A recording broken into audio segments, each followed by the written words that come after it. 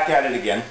I got the seams, the first fairing done on the seams, and a good sand, and then we did this scraping. It's been a while since I've looked because I lost my shop vac died. My house vac died the week before, and my shop vac after 40 years finally gave up the ghost.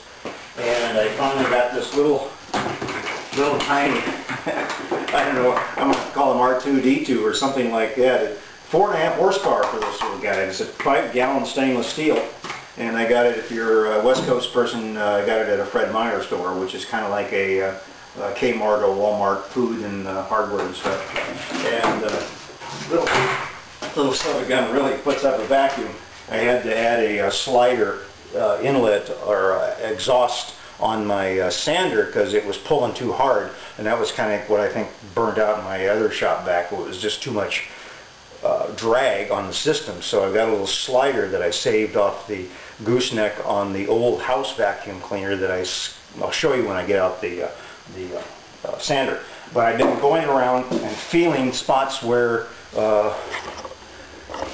like on the glass tape we put on the scarf joints, there's a few little depressions in here, and so I've been marking those up with a colored pencil, and I'll go around and then I'll fill those in. I've been debating about whether or not to actually put the tape on, the 3-inch tape, and then do the fairing on both sides, or else just put on a single layer of 6-ounce cloth. And I think once I get done with the final fairing, I'll decide which way I'm going to go. I might be overbuilding these things, and I might be doing way more work than what I need to be doing. So I'll have to think about that. But right now I've got this all marked up, and another thing I've done is go around and on the corners and stuff, especially down in here where there's going to be, if I do glass, well, I will glass these things, but all the fairing and stuff is going to cause a lot of problems with the dust and getting down close, where I don't want to ruin my the finish work on my rails. So I protected those with some paint cloth and then the good tape. And I got the tape bent over into that little tray that we cut. Remember, we put a little felt 45 on that lower inside edge of this bottom part of the rail, so that the masking tape will fold into it and hide any bleed out that wants to run up under the corner. I'll show you that later when we go painting. But now I got to, now right there's a little bad spot. Go ahead and mark that. So let me go ahead and do it. The other thing I wanted to do too was the edges are a little sharper than what I'd like, so I'm just going to run my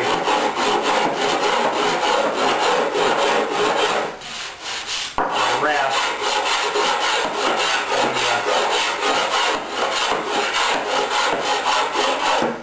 the rough side, and then finish up with the fine.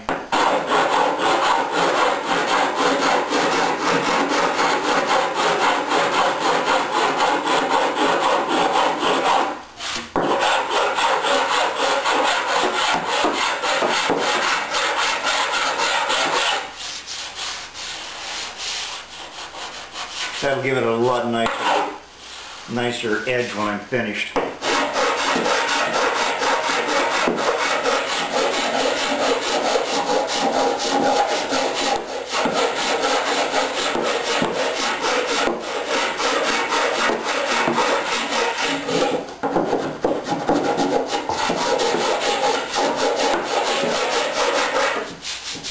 There, I'm a happy camper. Now the fiberglass tape will roll over this a lot easier.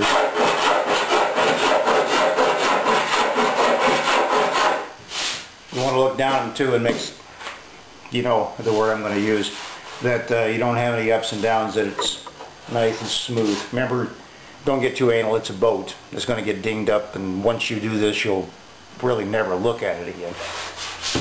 So much for that.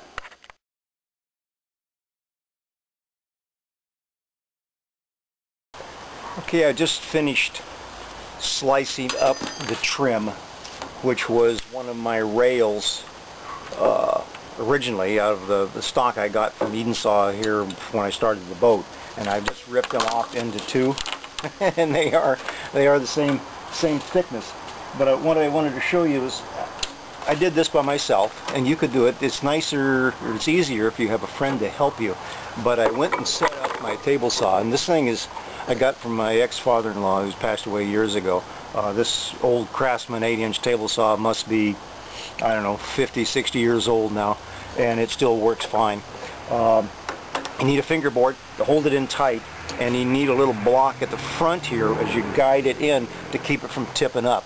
The weight as it goes through will keep it down on the other end, and as you can see in the distance there, I have a guide. The only problem I ran into was on about the last 3 feet when the wood out on the other end started to bend off. I should have stopped, walked around to the other side and pulled it through, but it doesn't look like it's going to cause any problems. You know, weave wide, I'll be able to trim it up, but I've got the good sides.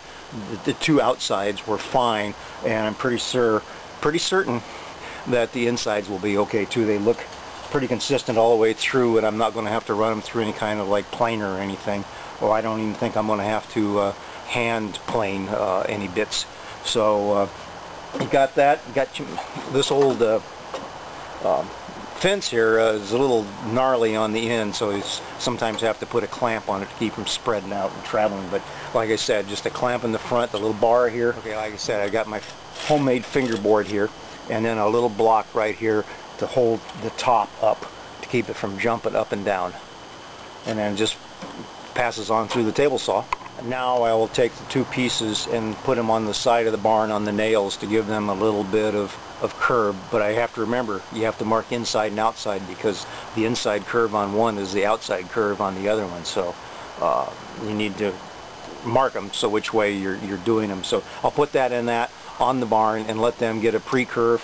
I was a little worried at first whether or not these things would be resistant to the twist, because up near the bow I'd held another piece up there and it didn't seem like it wanted to twist in, but I think everything will twist fine as long as I pre-bend it. And if you'll notice, it's probably going to be in the mid-90s today. We've had our 4 days of summer now, so it'll turn rainy here probably next week, in case you're wondering.